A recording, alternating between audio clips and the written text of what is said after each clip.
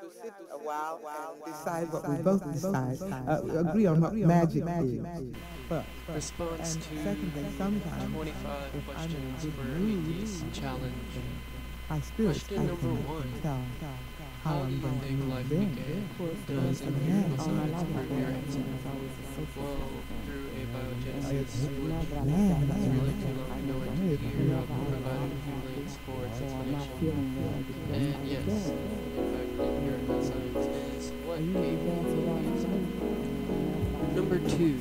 Why has every civilization believed in a creator? This is a loaded question. In fact, not every civilization believed in a creator, but they did all believe in the supernatural. There is actually a part of the brain dedicated to the supernatural. I'll provide a link for this too. Number 5. In your opinion, should religion be removed from the public? If so, where should it be tolerated? Emphatically, yes. You're born atheist. Why fuck that up? Where should it be tolerated? It really shouldn't.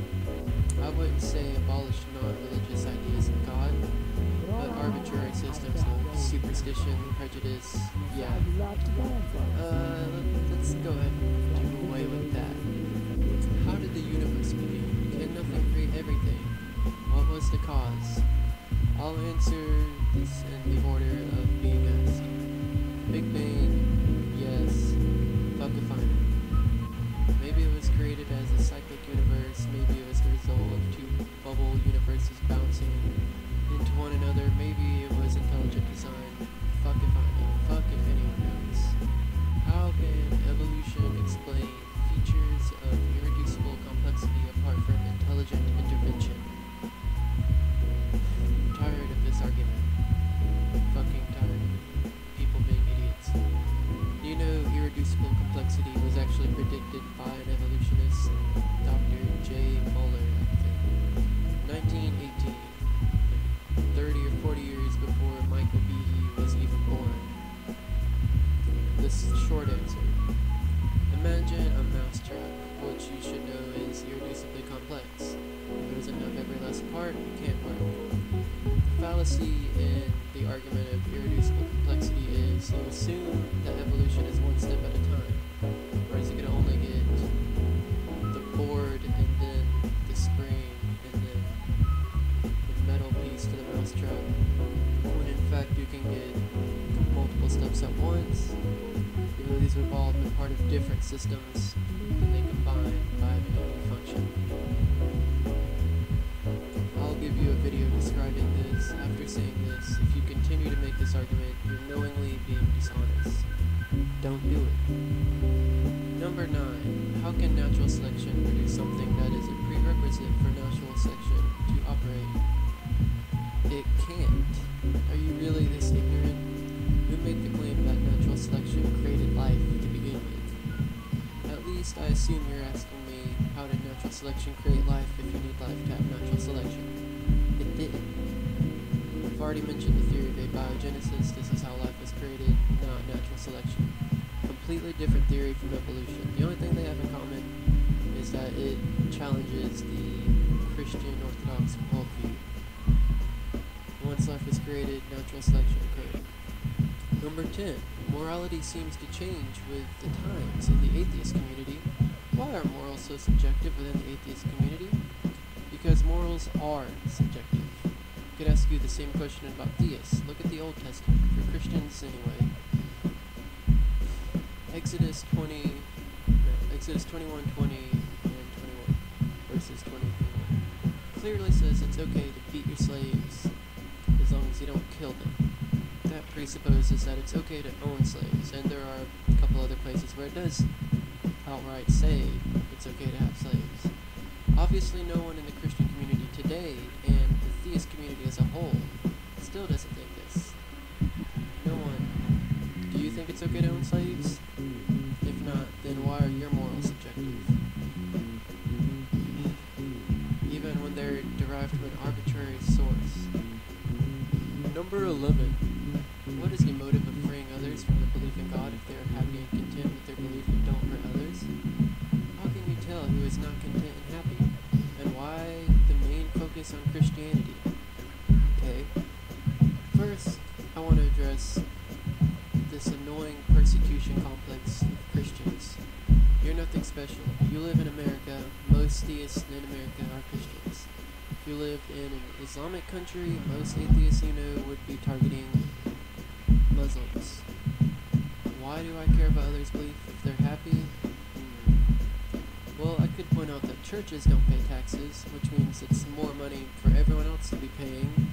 That religion often keeps people from accepting scientific ideas and new medical breakthroughs that save lives, such as stem cell research. Religion has started more wars and slaughtered more people than cancer. But my number one reason, if you're religious, chances are you're not thinking for yourself. Number 12. If humans evolved from apes, why have the transitional species gone extinct, yet the ape and man still exist? Why the middle gap? We didn't evolve from apes. Apes would be more like our cousins than they would be our grandparents. We share a common ancestor with apes. No middle gap. I'm going to give 5 examples of atheists being persecuted in America. Aside from my personal experience, there's several, I'll give links to several laws that say you can't do this or that if you don't believe in God. And also, the Boy Scouts of America do not accept anyone who's an atheist. 17. Can empirical science prove the missing link, Big Bang, or abiogenesis? There is no missing link, yes to the other ones. Do you think the story of Jesus, if the story of Jesus is proven true, that it's the greatest event in human history? No, because great is subjective and I'm just saying no to this one. What came first, the chicken or the egg? What does evolution teach? The egg. Egg-laying species predate chickens, dinosaurs laid eggs, for instance. Evolution teaches that organisms slowly evolve over time, so an organism similar to the chicken would have laid the egg, and then the chicken would have came from it. If belief in an afterlife is naive wish for people that are afraid of death, can't non-belief also be naive wish for people who are afraid of their accountability to death after God? Sure, if there is evidence for an afterlife and people continue to deny it. If a universe without God or immortality, if the universe in a universe without God or immortality, how is mankind ultimately different from a swarm of mosquitoes or a herd of cattle?